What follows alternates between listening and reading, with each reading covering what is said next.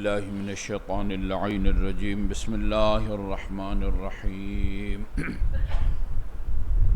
الحمد للہ الذی لا یبلغ مدحته القائلون ولا یحصی نعماءه العادون الذی لا یدرکه بعد الہمم ولا ینالہ غوث الفتن والصلاة والسلام على خير خلقه وأشرف بريته الذي سمي في السماء بأحمد وفي الأرضين بأبي القاسم محمد اللهم صل على محمد وآل محمد وعلى أهل بيته الطيبين الطاهرين الذين أذهب الله عنهم الرجس وطهرهم تطهيرا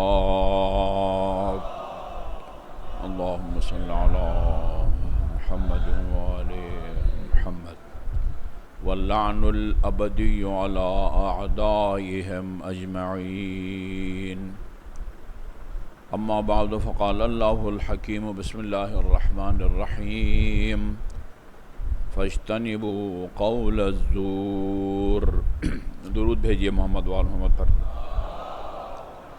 اللہم صل علی محمد وآل محمد ہمارے پہلے خطبے کا موضوع جھوٹ، دروغ گوئی یا غلط بیانی ہے۔ بتایا گیا کہ سنجیدگی میں اور سیریس ہو کے جھوٹ بولنا بھی حرام ہے، اور اللہ تعالیٰ نے قرآن مجید میں اور معصومین علیہ الصلاۃ والسلام میں بھی جھوٹے پر لعنت بھیجی ہے، ملعون کہا ہے، اور کسی کے ملعون ہونے کا مطلب یہ ہے کہ وہ اللہ تعالیٰ کی رحمت سے محروم ہوگا۔ یہ ایک روایت ہے قیامت کی نشانیوں میں سے، یا قیامت کے قریب ہونے کی نشانیوں میں سے ایک نشانی ان حضرت نے یہ فرمایا ہے کہ یکون الکذب عندہم ظرفہ یا ظرافہ، ظرافت طبع جسے کہتے ہیں خوش طبع آدمی، خوش طبع آدمی، خوش مزاج آدمی، بڑا باذوق آدمی، یہ اس معنی میں استعمال ہوتا ہے۔ یعنی آخری زمانے کی نشانیوں میں سے ایک نشانی یہ ہوگی کہ جھوٹ بولنے کو، غلط بیانی کو خوش طبع ہونے کی نشانی اور علامت جو ہے نا وہ سمجھا جائے گا۔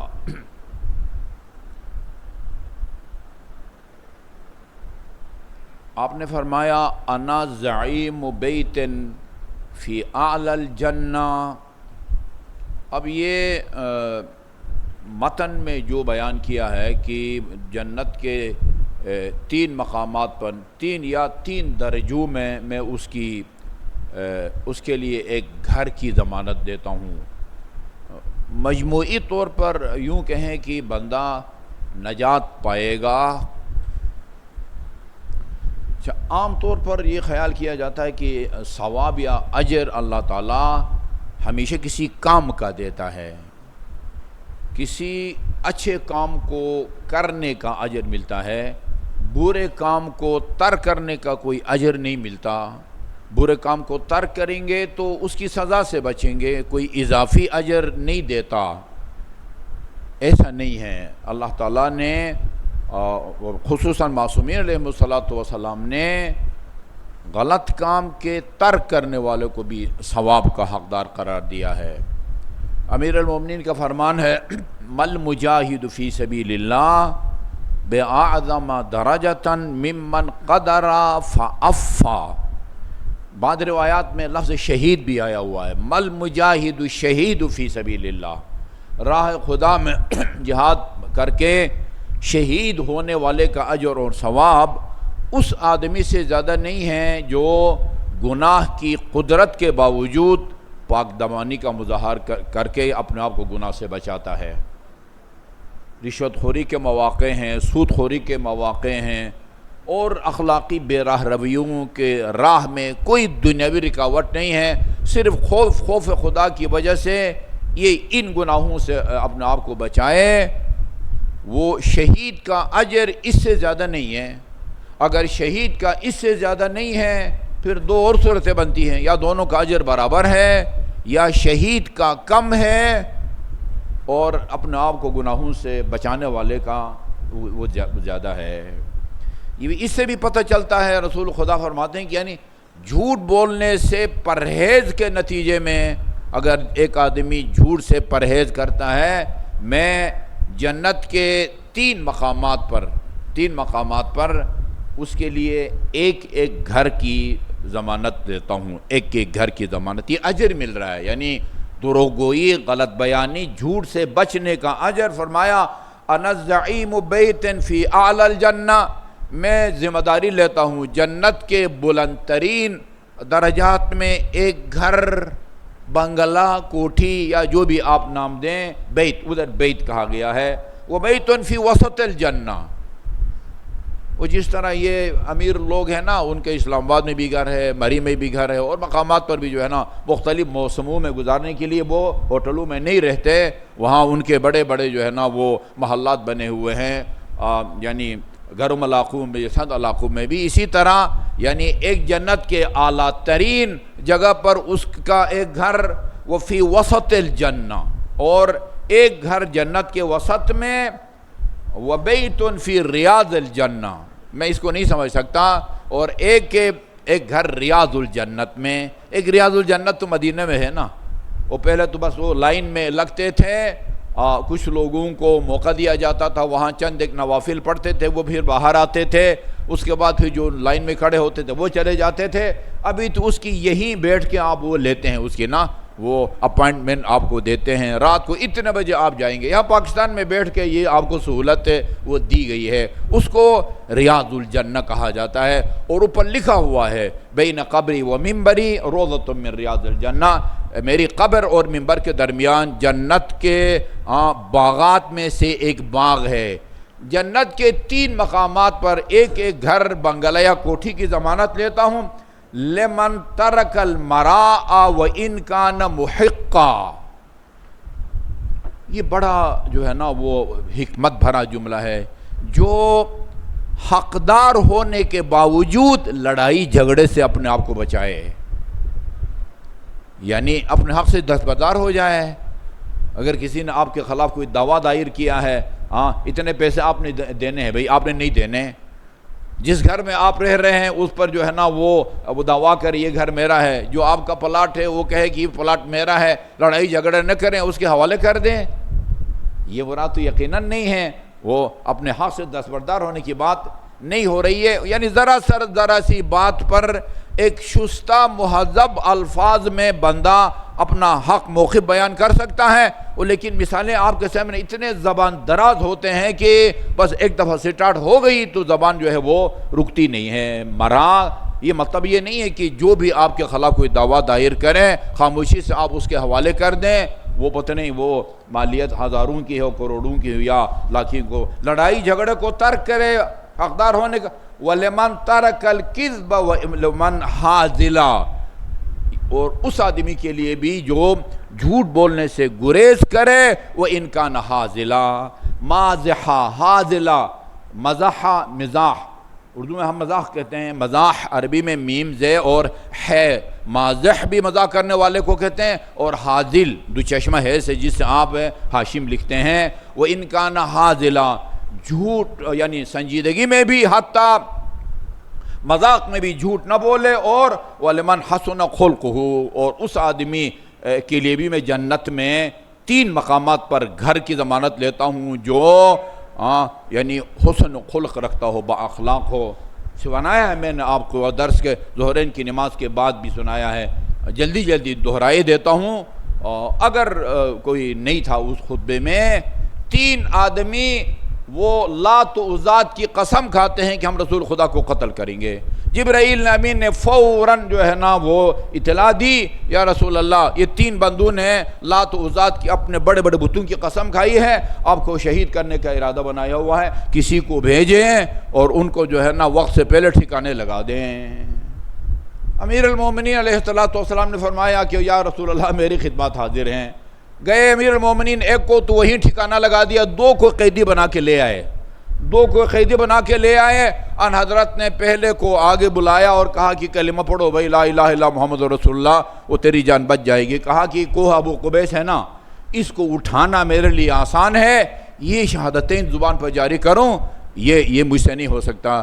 پھر امیر المومنین سے کہا کہ سر قلم کر دو، اس کا سر قلم کیا، دوسرے کو بلایا، اس سے بھی کہا کلمہ پڑھو تیری جان چھوٹ جائے گی۔ اس نے کہا الحقنی بصاحبی، مجھے بھی اپنے ساتھی کے ساتھ جو ہے نا وہ اس بھیج دیں، جو اس کا حشر ہوگا وہ میرا بھی حشر ہوگا، میں بھی کلمہ نہیں پڑھ سکتا۔ اس کو بھی کہا آگے بڑھو۔ ابھی امیر المومنین نے وہ وار نہیں کیا تھا سر قلم کرنے کے لیے، بالکل جسے کہتے ہیں نا ایمرجنسی طور پر جبرائیل امین نازل ہوئے اور عرض کیا یا رسول اللہ، اللہ فرماتا ہے اس کا سر قلم نہ کریں، فَإِنَّهُ سَخِيٌّ فِي قَوْمِهِ، ہاں حسن الخلق و سخی فی قومه، یہ اپنی قوم میں بہت بڑا با اخلاق اور سخی آدمی ہے، خدا نہیں چاہتا کہ اس آدمی کا سر قلم کیا جائے۔ یعنی رسول خدا کو قتل کرنے کی سازش کر رہا ہے، لیکن اللہ فرماتا ہے کہ نہیں، یہ حسن خلق رکھتا ہے، با اخلاق آدمی ہے، سخی فی قومه، یہ فرما میں جنت میں ضمانت لیتا ہوں۔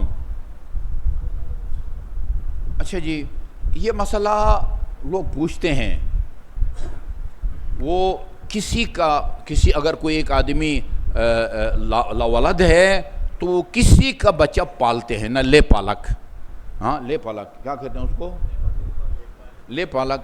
اچھا یہ ہم سے پوچھا جاتا ہے، درجنوں دفعہ مجھ سے پوچھا گیا ہے، بھئی ایک آدمی جو ہے نا وہ اس کا باپ جو ہے نا وہ یا مر گیا ہے یا ہے، لیکن بہرحال وہ جو اس کو پالتا ہے شناختی کارڈ میں یا اور کاغذات میں باپ کا نام نہیں لیا جاتا، اس کا نام لکھا جاتا ہے جس نے اس کو پالا ہو، یہ شرعاً جائز نہیں ہے۔ میں نے ٹیلی فون کے ذریعے یا بالمشافہہ جو پوچھا ان کو بتایا ہے، اور یہاں میں اسی روایت کا سہارا لے کے کہہ سکتا ہوں کہ یہ جائز نہیں ہے۔ یعنی اس کا مطلب صرف یہ نہیں ہے کہ وہ ناجائز اولاد ہو، نہیں، پر فرمایا من اعظم الذنوب ان يدعى الرجل الى غیر ابی ہے، بڑا گناہ ہے، یعنی گناہوں میں سے بھی معمولی گناہ بھی نہیں ہے، بہت بڑا گناہ ہے کہ ایک آدمی کو یعنی اس کے باپ کے علاوہ کسی اور کے نام سے پکارا جائے، یہی ہے، باپ اس کا کوئی اور ہے، شناختی کارڈ میں یا ایسے معاشرے کے اندر بھی وہ اس کو اس آدمی کی طرف منسوب کیا جائے، جو اس کا بیٹا ہے جس نے اس کو پالا ہے، جبکہ اس کا حقیقی باپ کوئی اور ہے، یا مر گیا ہے یا زندہ ہے، بھئی جو اس کا حقیقی باپ ہے اسی کے نام سے پکارو، فلان کا بیٹا۔ شناختی کارڈ میں بھی اصلی باپ کا نام لکھو، آپ کے وہ تعلیمی جو اسناد ہے ان میں بھی اصلی باپ کا نام لکھو، جو پالتا ہے وہ باپ نہیں ہوتا، وہ باپ نہیں ہوتا۔ جی ہاں، دوسرا یہ کہ 3 گناہوں کا ذکر ہے، ان میں سے ایک یہ ہے کہ خواب نہیں دیکھا اور آنکھ لوگوں کے سامنے ایک خواب بنا کے میں نے جی یہ خواب دیکھا ہے، یہ بھی حرام ہے، اور میرا خیال میں خطرناک ترین ان یقول علی ما لم اقل، میری طرف وہ بات منسوب کرے جو میں نے نہیں کہی، یہ کام کرے گا تو اگر رمضان مبارک میں یہ کام کیا کرے تو وہ روزہ بھی باطل ہو جائے گا۔ ان یقول علی ما لم اقل، میری طرف وہ بات منسوب کرے، قال رسول اللہ، جبکہ وہ میں نے بات نہیں کہی۔ یہ فرماتے ہیں کہ من اعظم الذنوب، یعنی بعض اوقات صرف گناہگار ہوتا ہے اگر عام حالات میں، ان دنوں میں کوئی اہل منبر آ کے کہے کہ رسول خدا نے یہ فرمایا، یا امیر المومنین علیہ السلام کی طرف منسوب، میرا خیال میں سب سے زیادہ غلط نسبتیں امیر المومنین کی طرف جو ہے نا دی گئی ہیں۔ پورے خطبے کے خطبے امیر المومنین نے فرمایا، وہ رسالہ میرے پاس موجود ہے، ایک بندے نے چھاپا ہے، حضرت علی نے فرمایا ہے میں نے اپنے آپ کو خود میں نے پیدا کیا ہے، حماقت ہے، جسارت ہے امیر المومنین، اتنا بڑا الزام لگا دیا۔ اللہ خالق کل شیء، میں اکثر بتاتا ہوں امام جعفر صادق علیہ السلام کی انگوٹھی کے اوپر، لبنان کے عالم دین تھے جعفر مرتضیٰ آملی، اللہ جنت نصیب فرمائے، انہوں نے کتاب لکھی ہے نقش خواتم الانبیاء والائمہ، کتنی محنت کی ہے انہوں نے۔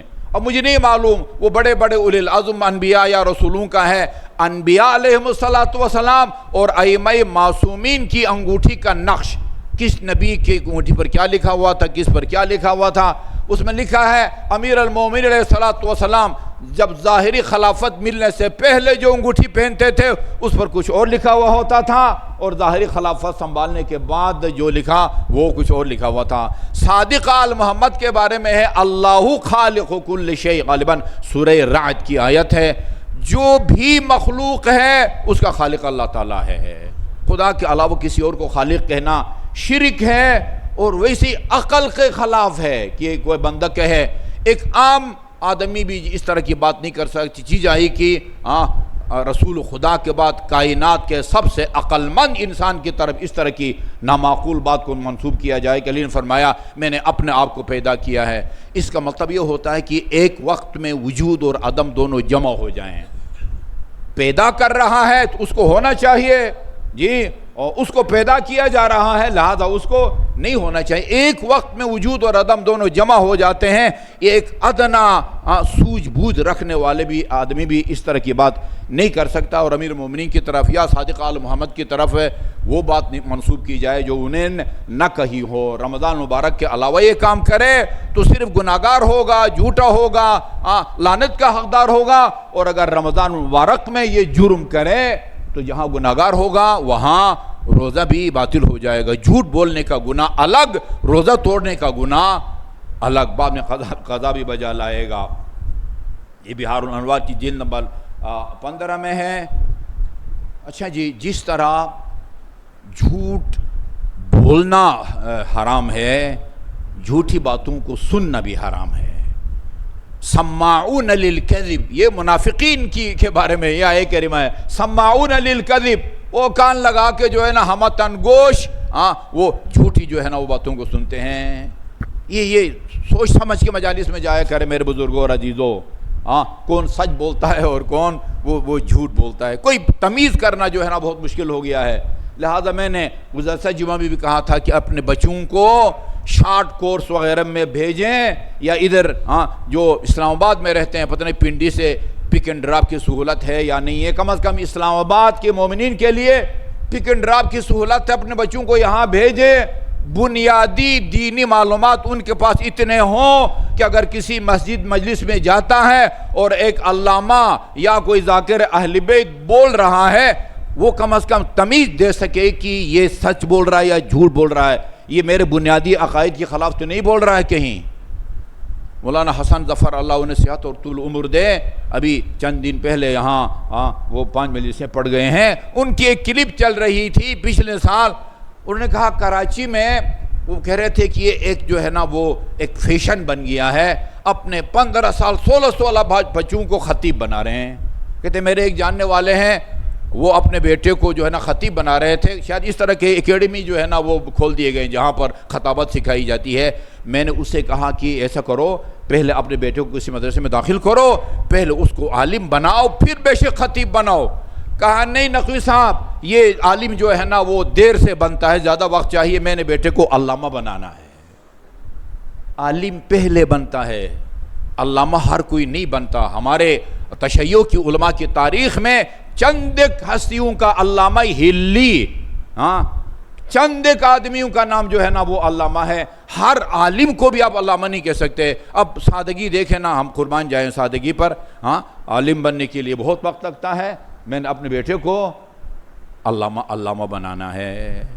یہ پڑھے لکھے بغیر جب علامہ بنیں گے تو یہی حشر ہوگا جو ابھی ہو رہا ہے۔ جی کچھ بھی کہیں، یعنی آپ باور کریں نا، پتہ نہیں کتنی دفعہ یہ کہہ چکا ہوں، وہ مجمع کتنا وہ قابل رحم ہے کہ جس کے سامنے ایک آدمی آ کے کہے اللہ نے قرآن میں نماز پڑھنے والے پر لعنت بھیجی ہے، اس کو آگے سے داد مل رہی ہے۔ یہ اپنے مجمع کو عزاداروں کو انسان ہی نہیں سمجھتا، مال مویشی سمجھتا ہے. یعنی اتنا قرآن میں اتنا فرمایا ہے، معصومین اتنا فرمایا ہے، یہ ساری دنیا میں شیعوں کی سنیوں کی مساجد بنی ہیں نماز پڑھنے کے لیے، وہ کس لیے بنی ہیں؟ مجھے بتائیں. جو آدمی یہ کہتا ہے اللہ نماز گزاروں پر لعنت بھیجتا ہے، وہ نماز کو فرض سمجھتا ہوگا؟ جو نماز کو فرض نہ سمجھے وہ مسلمان ہو سکتا ہے؟ تارک الصلاۃ مسلمان ہے، ہاں گناہگار ہے، لیکن اگر خدا نخواستہ کسی کا یہ عقیدہ ہو نماز روزہ زکوٰۃ حج اسلام میں فرض ہی نہیں ہے، پھر وہ دائرہ اسلام سے وہ خارج ہو جاتا ہے. انتہائی خطرناک معاملہ ہے. یا امام جعفر صادق علیہ السلام سے پوچھا گیا، اللہم صلی اللہ محمد وآل محمد، ایحل الاستماع لہم، بولا یہ جو جھوٹ بولتے ہیں، جھوٹا طبقہ، استماع، سماع سنائی دینے کو کہتے ہیں، استماع غور سے سننے کو کہتے ہیں. ہو سکتا ہے آپ گاڑی میں بیٹھے ہوں، ویگن میں بیٹھے ہیں اور وہ اس نے کوئی گانا لگایا ہوا ہے، آپ روکتے بھی ہیں لیکن وہ نہیں رکتا، بند نہیں کرتا. یہ آپ غور سے نہیں سن رہے، بادل ناقصتہ یہ آواز آپ کو کانوں میں، وہاں یہ حکم نہیں ہے کہ انگلیاں دے دے یا روئی دے دے کانوں میں، نہیں، بادل ناقصتہ اگر سنائی دیتی ہے تو حرام نہیں ہے، سننا حرام ہے، سنائی دینا حرام نہیں ہے. یا بازار میں جا رہے، مارکیٹ جا رہے ہیں، آپ کی نظر پڑتی ہے ایک نامحرم پر، دکھائی دے، جان بوجھ کے آپ نہیں دیکھتے، اچانک جو ہے نا وہ بے اختیار اور بائی چانس نظر پڑتی ہے تو وہ حرام نہیں ہے. الاستماع لکھا ہوا، لہذا فرمایا ایحل الاستماع لہم، فرزند پیغمبر کیا جھوٹ بولتے ہیں، ان کو سننا بھی حرام ہے. فقال لا، جائز نہیں ہے، حلال نہیں ہے. من اصغى الى ناطق، انتہائی جو ہے نا وہ سبق آموز یا عبرتناک ہے. من اصغى الى ناطق فقد عبدہ، جو کسی بولنے والے کو سنتا ہے نا گویا وہ اس کی عبادت کر رہا ہوتا ہے. جو کسی بولنے والے خطیب مقرر کی گفتگو کو سنتا ہے گویا وہ اس کی عبادت کر رہا ہوتا ہے. فَإِنْ كَانَ النَّاطِقُ عَنِ اللَّهِ، یہ بولنے والا اللہ کی ترجمانی کر رہا ہے، اس کی باتیں قرآن سے نہیں ٹکراتی، اس کی باتیں اہل بیت اطہار علیہ السلام کی روایات سے نہیں ٹکراتی، فقد عبد اللہ، اس کا مطلب ہے کہ وہ اللہ تعالیٰ کی عبادت میں مصروف ہے. وَإِنْ كَانَ نَاطِقًا عَنِ ابلیس، اور اگر یہ ابلیس کی ترجمانی کر رہا ہے، علامہ آیت اللہ دستغیب نے کہا ہے کہ یعنی ابلیس کی ترجمانی سے مراد اگر وہ جھوٹ بولتا ہے فقد عبد ابلیس، پھر اس نے وہ اللہ کی عبادت نہیں کر رہا ہے بلکہ ابلیس کی عبادت کر رہا ہے. سچ بولنے والے کی گفتگو سننے والا وہ اللہ کی عبادت میں مصروف ہے، اور جھوٹ بولنے والے کی گفتگو کو سننے والا وہ ابلیس کی جو ہے نا وہ عبادت میں وہ مصروف ہے.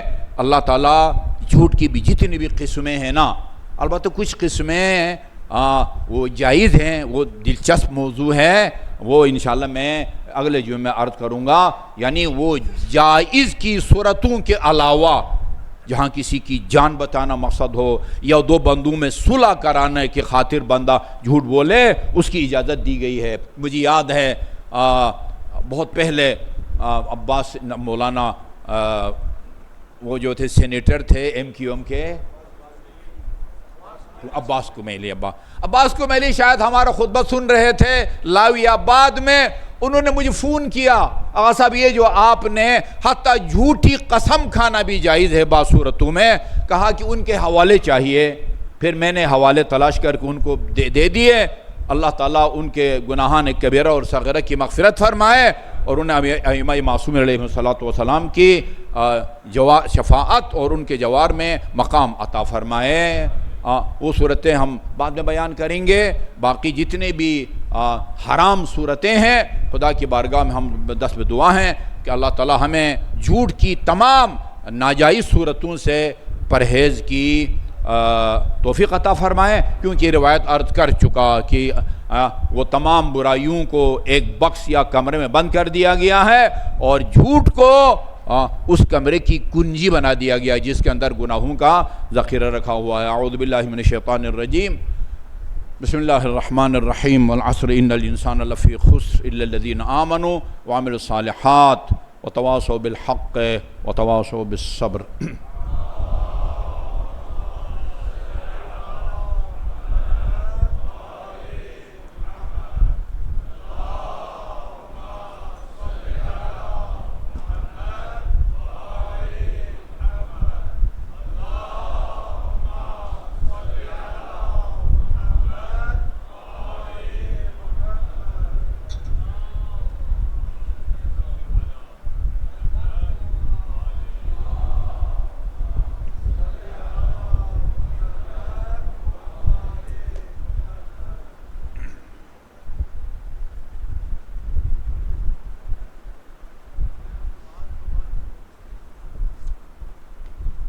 اعوذ باللہ من الشیطان اللعین الرجیم بسم اللہ الرحمن الرحیم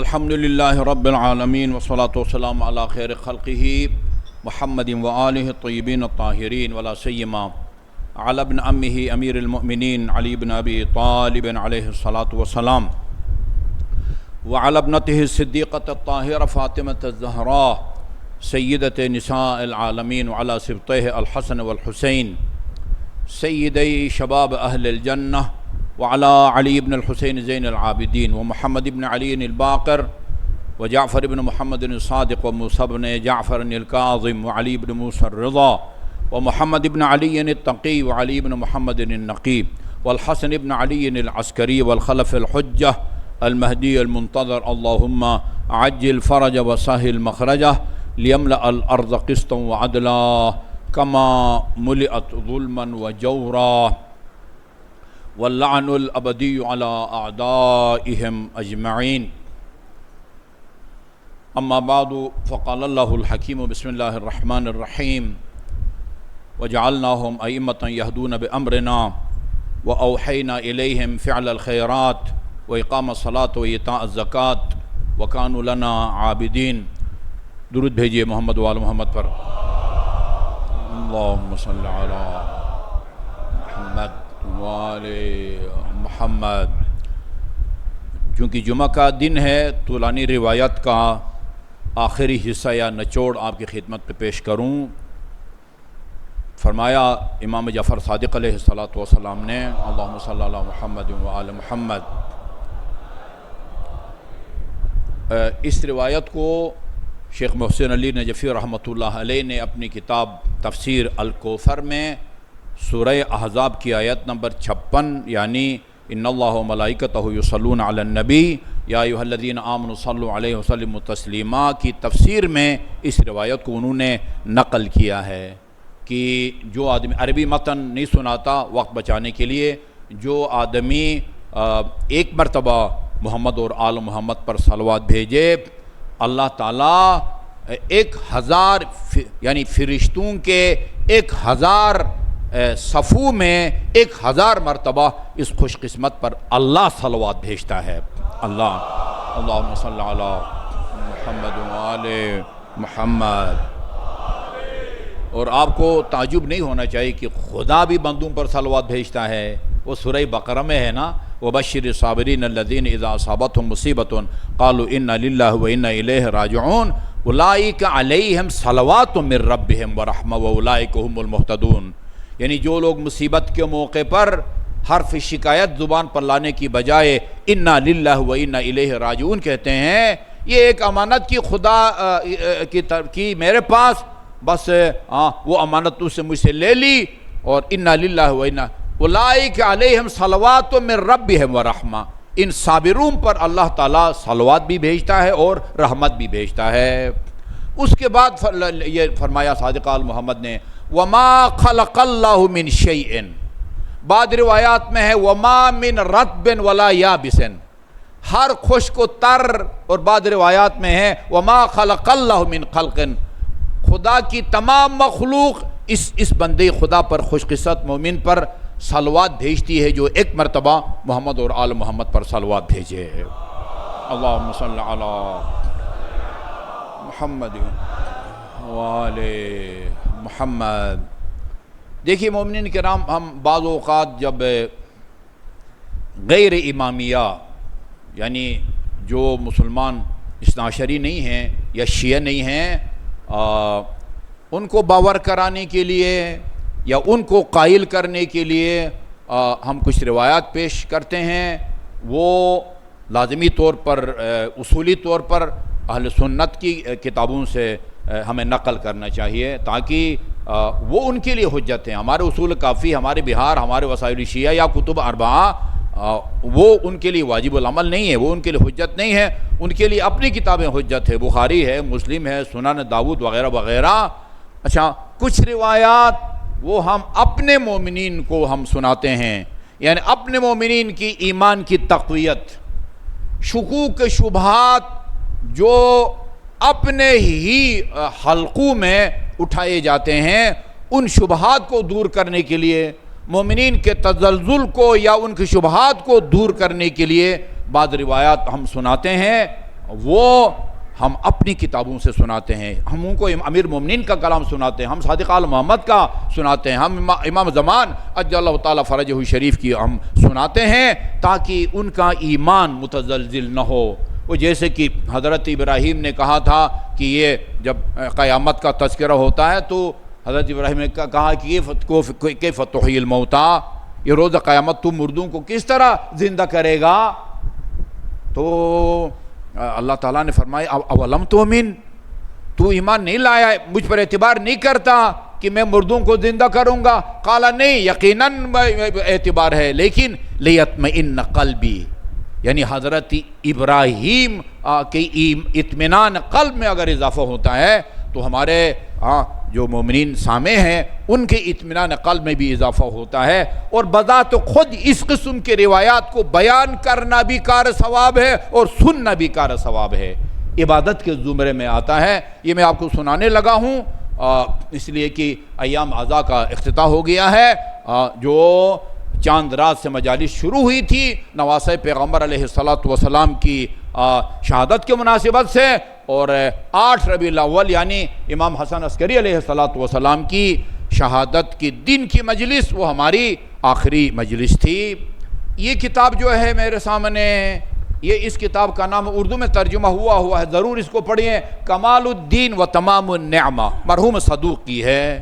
یہ میرے خیال میں نام جو ہے نا انہوں نے اسی آیہ کریمہ سے لیا ہے، الیوم اکملت لکم دینکم واتممت علیکم نعمتی ورضیت لکم الاسلام الدینا، کمال الدین و تمام النعمہ، دین کا کمال اور نعمتوں کا مکمل ہونا۔ یہ کتاب مقدمے میں لکھا مرحوم صدوق نے، انہوں نے امام زمان عجل اللہ تعالی فرجہ شریف کی فرمائش کے مطابق لکھی ہے۔ لکھا ہے انہوں نے کہ میں نے خواب میں دیکھا امام کو، وہ دیوار کعبہ کے ساتھ کھڑے تھے اور مجھ سے کہا کہ تم میرے غیبت کے بارے میں کتاب لکھو۔ میں نے عرض کیا فرزند پیغمبر میں لکھ چکا ہوں، کئی کتابیں لکھی ہیں۔ کہا کہ نہیں، ان جیسی نہیں، منفرد قسم کی کتاب ہونی چاہیے، اس میں خصوصی طور پر اپنے قارئین کو اس بات کی طرف متوجہ کرو، بہت سارے انبیاء علیہ السلام بھی اپنی قوم سے غائب رہے ہیں اور پردہ غیبت میں رہ کر انہوں نے اپنے قوم کی ہدایت کی ہے، اس نقطے کو اجاگر کرو۔ انہوں نے اس نقطے کو جو ہے نا وہ اجاگر کیا ہے۔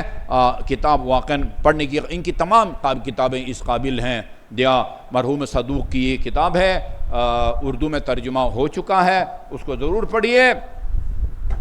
یہ میں تمام راویوں کو حذف کرتا ہوں، اور سب سے آخری جو وہ ہیں امام حسین علیہ السلام روایت کو نقل کرتے ہیں۔ امام حسین علیہ السلام، دخلت علی رسول اللہ، میں اپنے نانا کی خدمت میں گیا، ان کے حجرے میں داخل ہوا، وعندہ ابی بن کعب، اور آپ کے پاس پہلے سے ابی بن کعب صحابی بیٹھے ہوئے تھے، رسول خدا کے پاس بیٹھے ہوئے تھے۔ فقال رسول اللہ مرحبا بکا یا ابا عبداللہ، چھوٹ نواسا ابھی عمر نہیں لکھی ہے، میں اپنی طرف سے کچھ بھی نہیں کہہ سکتا، مرحبا بکا یا ابا عبداللہ، نواسا سے کہا کہ مرحبا ترجمہ ہی کر سکتے ہیں خوش آمدید، اہلا وسہلا مرحبا ابا عبداللہ۔ یقیناً اس وقت امام حسین کوئی شادی شدہ نہیں تھے، نہ ان کا کوئی عبداللہ نام کا کوئی بیٹا تھا۔ عربوں کا یہ رواج تھا کہ وہ غیر شادی شدہ کو بھی کنیت کے نام سے یاد کرتے تھے، فلان کا بیٹا، فلان کا بیٹا۔ ہماری روایات میں ابو عبداللہ امام جعفر صادق بھی ہے، ان کے بڑے بیٹے تھے عبداللہ بن افتح، ان کے نام سے فرقہ بھی موجود ہے، فتحیہ جو ہے نا وہ فرقہ ہے۔ اور روایات میں جہاں بھی آپ کو اکثر نظر آئے گا ابو عبداللہ، اس سے مراد امام جعفر صادق علیہ السلام ہیں۔ اور یہ السلام علیکم یا ابا عبداللہ، یہ امام حسین ہے۔ یقیناً وہ عبداللہ نام کا ان کا کوئی بیٹا نہیں تھا، لگتا ہے کہ بچپن ہی میں رسول خدا نے ان کو یہ کنیت دی تھی۔ کنیت یعنی فلان کا باپ، فلان کی ماں، یہ کنیت ہے جی آپ۔ تو وہ کہتے ہیں کہ بنی امیہ کے دور میں اگر کسی کا نام علی ہوتا نا تو اس بیچارہ کو بچانے کے لیے ابو زینب کہتے تھے اس کو، ابو زینب۔ علی کا نام جو ہے نا وہ زبان پر نہ آئے، خطرہ ہوتا تھا۔ دخلت علی رسول اللہ، ابی کا پہلے بیٹھے ہوئے تھے، فقال رسول اللہ مرحبا بک یا ابا عبداللہ، اس کے بعد یا زین السماوات والارض، اے آسمانوں اور زمینوں کی زینت۔ ابی بن کعب کے سامنے امام حسین فرماتے ہیں رسول خدا نے پہلے کہا مرحبا بک یا ابا عبداللہ یا زین السماوات والارض، فقال له ابی بن کعب صحابی نے رسول خدا سے عرض کیا کیف یکون یا رسول اللہ زین السماوات والارض احد غیرک، آپ کے علاوہ اس دنیا میں کوئی دوسرا کس طرح زمین اور آسمان کا زینت بن سکتا ہے؟ یہی ترجمہ اس کا یہ بنتا ہے، آپ کے علاوہ اس کائنات میں کوئی اور کس طرح، ہم تو آپ ہی کو زمین اور آسمان کی زینت سمجھتے ہیں۔ فقال له یا ابی والذی بعثنی بالحق نبیا، قسم اس خدا کی جس نے مجھے برحق نبی بنا کے بھیجا ہے، ان الحسین ابن علی فی السماوات اکبر منہ فی الارض، یہ حسین آسمانوں میں جتنا عظیم ہے زمین میں جو ہے نا لوگوں کے نزدیک اتنا وہ عظیم نہیں ہے۔ آسمانوں میں کون رہتا ہے؟ فرشتے رہتے ہیں نا، فرشتوں کی زندگی گزری ہے ائمہ اہل بیت کی خدمت میں۔ اور زمین میں کون رہتا ہے؟ وہ بھی زمین پر رہتے ہیں نا، جنہوں نے امام حسین کو شہید کیا وہ بھی اسی زمین پر رہتے ہیں، جنہوں نے امام حسن مجتبیٰ کو اپنے نانا کے جوار میں دفن کرنے سے روکا۔ وہ جتنا احترام اور تکریم آسمانوں میں حسین کی ہے اتنی تکریم وہ زمین میں بھی نہیں ہے۔ تم تعجب نہ کرو اگر میں نے نواسے کے لیے زین السماوات والارض کا لفظ استعمال کیا ہے۔ جی ہاں، فَإِنَّهُ مَكْتُوبٌ بَيْنَ الْعَرْشِ، یہ روایت عام طور پر آپ کو سنائی جاتی ہے، اور محرم کے آغاز میں یا ہمیشہ امام بارگاہوں کے در دیوار پر یہ روایت لکھی جاتی ہے۔ یہ اسی طولانی روایت کا حصہ ہے، شاید پوری روایت آپ کو میں آج سنا بھی نہ سکوں۔ فرمایا یہ جمین فَإِنَّهُ مَكْتُوبٌ عَنْ يَمِينِ الْعَرْشِ، عرش کے دائیں طرف یہ لکھا ہوا ہے مصباح ہاد، مصباح الہدا کہیں یا مصباح الہاد۔ مصباح الہدا کا ترجمہ بنتا ہے ہدایت کا چراغ، مصباح الہاد کا ترجمہ بنتا ہے وہ چراغ جو ہادی ہو۔ دونوں کا مطلب جو ہے نا وہ ایک ہے۔ آپ چونکہ مصباح الہدا سے زیادہ مانوس ہیں، یہ تعبیر شاید آپ کو عجیب لگے، مطلب دونوں کا ایک ہے۔ مصباح الہدا کہیں ہدایت کا چراغ، یا وہ چراغ جو کہ ہادی ہے، آپ کو حق کا راستہ دکھاتا ہے۔ وہ سفینۃ نجات، اور نجات کی کشتی ہے۔ امام غیر وہن، ایک فضائل کا نفسیانی جو ہے نا وہ یعنی فضائل کا ایک سمندر ہے۔ امام ہے، ایسا امام ہے جو کمزور نہیں ہے، بچپنا ہے، غیر وہن، ایک امام ہے جو کبھی بھی جو ہے نا وہ مخالف کے سامنے کمزوری نہیں دکھاتا۔ غیر وہن و عز و فخر، عزت اور فخر کا امام ہے۔ کوئی بیٹھ کے جو ہے نا وہ ان جملوں کی تفسیر کرے، کوئی باصلاحیت طالب دین بھی ہو اور اردو ادیب بھی ہو، کوئی کمزور جو ہے نا وہ امام نہیں ہے، اور یہ عزت اور فخر کا امام ہے۔ وَبَحْرُ عِلْمٍ، یہ علم کا سمندر ہے، بچپنا ہے، بچپنا علم کا سمندر ہے۔ جی علماً و ذخر، جی فَلِمَ لَا يَكُونُ كَذَلِكَ، بریکٹ میں ہے وَلِمَ لَا يَكُونُ ذَلِكَ، ہاں اس کو کیوں نہ زمین اور آسمان کا زینت جو ہے نا وہ کہا جائے. وَإِنَّ اللَّهَ عَزَّ وَجَلَّ رَكَّبَ یہاں سے 12 اماموں کا سلسلہ شروع ہوتا ہے. شاید میں نہ سنا سکوں پوری روایت، چونکہ ہم نے آپ کو معلوم بھی ہونا چاہیے زوال سے لے کر 1.25 گھنٹے تک ہم نے خطبہ کو ختم کر کے نماز جمعہ شروع کرنا ہے. اس سے زیادہ دیر ہوتی ہے تو پھر جمعہ کی شرعی حیثیت جو ہے وہ مشکوک ہو جاتی ہے. ٹھیک ہے نا. میرا خیال میں آج کل 12:07 پر اذان ہوتی ہے، تو کتنے بجے تک 1.25 گھنٹے ہوں گے؟ 1 یہ 1:22 تک ہم جا سکتے ہیں. 1:22 سے پہلے انشاءاللہ ہم ختم کریں گے، تب تک روایت ختم ہوتی ہے. ٹھیک ہے، نہیں تو پھر باقی جو ہے وہ آپ کا میرے ذمہ قرض ہے. ان اللہ عز وجل رکب فی صلبہ نطفۃ طیبۃ مبارکۃ زکیہ. اللہ نے میری اس نواسہ کے صلب میں ایک پاک اور پاکیزہ وجود کو رکھا ہے. ہاں پاک و پاکیزہ ہے، بابرکت ہے. خلقت من قبل ان یکون مخلوق فی الارحام. اس کو اللہ تعالیٰ نے اس وقت پیدا کیا ہوا ہے جب ابھی کسی رحم میں کوئی مخلوق بھی نہیں آئی تھی. آدم کی روایات میں ہے، آدم کی یہ اہل سنت کی روایات میں بھی اللہ تعالیٰ ہمارے انوار کو آدم کی خلقت سے 14,000 سال پہلے پیدا کیا ہے. جی فی الارحام، اور قبل اس کے کہ کسی اور کے رحم میں کوئی آئے، کسی اور کے صلب میں کوئی آئے، اس سے پہلے اللہ تعالیٰ نے اس کے پاک اور پاکیزہ وجود کو اس کی خلقت میں رکھا ہے. او یکون لیل او نہار، یہ شب و رات کا سلسلہ شروع ہونے سے پہلے کی بات ہے. شب و رات کا سلسلہ شروع ہونے سے پہلے کی بات ہے. وَلَقَدْ لُقِّنَ دَعْوَاتٌ، جو بھی کسی مشکل میں ہے نا، یہاں ہر امام کی دعا ہے اس کے اندر کی. امیر المؤمنین یا امام حسین مشکلات کے موقع پر یہ پڑھا کرتے تھے اور تلقین فرماتے تھے، بتاتے کہ یہ پڑھا کرو، فلان امام یہ پڑھتے تھے، فلان امام. وَلَقَدْ لُقِّنَ دَعْوَاتٌ، اس کو تلقین کا مطلب ہوتا ہے تفہیم، سمجھانا. یہ جو مرحوم کو قبر میں رکھ کے تلقین پڑھتے ہیں نا، مٹی ڈالنے سے پہلے اور دوسری دفعہ مٹی ڈالنے کے بعد، تلقین کا مطلب یعنی تفہیم. لقنا فہم کے معنی میں آتا ہے. لقنا دعواتن، اس ہستی کو کچھ ایسی دعائیں تلقین کی گئی ہے خدا کی طرف سے، اس کو ایسی دعائیں تعلیم کی گئی ہیں.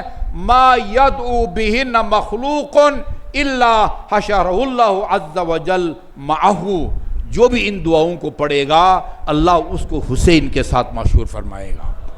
خدا نے اس حسین کو وہ دعا تعلیم فرمائی ہے کہ جو بھی اس دعا کو پڑھے گا اللہ تعالیٰ اس کو حسین کے ساتھ مشہور فرمائے گا. اور وَكَانَ شَفِيعَهُ فِي آخِرَتِهِ، اور روز قیامت حسین اس کے لیے شفاعت کرنے والوں میں ہوں گے. وَفَرَّجَ اللَّهُ عَنْهُ كَرْبَهُ، اس کی ہر مصیبت مشکل کو اللہ تعالیٰ ٹالے گا، حل فرمائے گا. وَقَضَى بِهَا دَيْنَهُ، مقروض ہے تو اس کے قرض بھی ادا کرے گا اس دعا کے نتیجے میں. وَيَسَّرَ أَمْرُهُ، اس کے مشکلات کو آسان فرمائے گا. یا وَأَوْضَحَ سَبِيلَهُ، اس کے لیے راستے واضح فرمائے گا. قَوَّاهُ عَلَىٰ عَدُوِّهِ، دشمن کے خلاف اس کو طاقتور بنا دے گا. اللہ اس کو دشمن کے خلاف طاقتور بنا دے گا.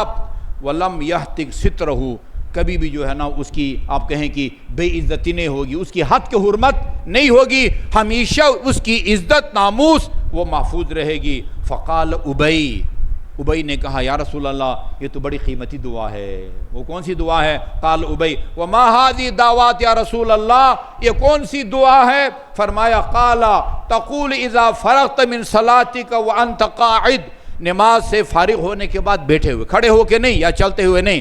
تقول بعد فرغت من صلاتك، اپنی نماز سے فارغ ہونے کے بعد بیٹھے ہوئے حالت میں یہ پڑھا کرو. یہ دعا اللہ نے میرے نواسے کو اس مرحلے میں تعلیم فرمائی ہے. اللہم انی اسألک بکلماتک ومقاعد عرشک وسکان سماواتک وانبیائک ورسولک ان تستجیب لی. ان کا واسطہ دیتا ہوں کہ تو میری دعا کو قبول فرما، حاجت روائی فرما. فقد رحقنی من امر عسر، ایک مشکلات میں گویا گھرا ہوا ہوں. فاسألک، میں تجھ سے سوال کرتا ہوں.